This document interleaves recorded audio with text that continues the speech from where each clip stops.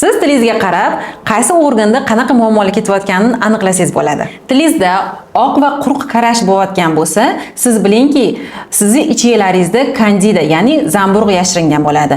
Zamburug' sizda молочница kasalligini keltirib chiqaradi. Agar молочницani davolash uchun turli xil svechlardan foydalanayotgan bo'lsangiz, bilingki, siz yana ham zamburug'larning ko'payishiga yordam beryapsiz.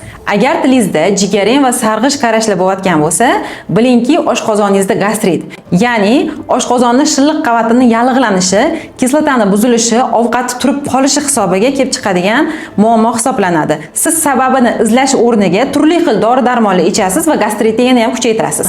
Agar og'zingizdan shirin, lekin chirigan hidga o'xshagan maza kelayotgan bo'lsa, siz bilingki, muammo sizning tishlaringizda emas, jigaringizda bo'ladi. Agar sizni tilingizni chetiga tishlaringizni izi tushib qolgan bo'lsa, bilingki, endokrin sistemada o'zgarishlar bor.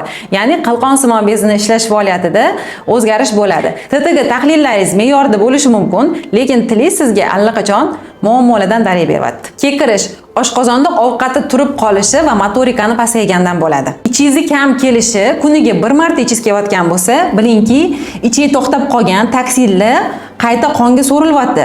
Bu simptomlarni har biri mayda-chuda narsa yoki organizmi shunchaki o'ziga xosligi emas. Bu aniq bir a'zodagi buzilishlarning signali. Agar sizni ham tilingizda turli xil o'zgarishlar bo'layotgan bo'lsa, tilingiz rangini aniqlab kommentlarda yozib keting.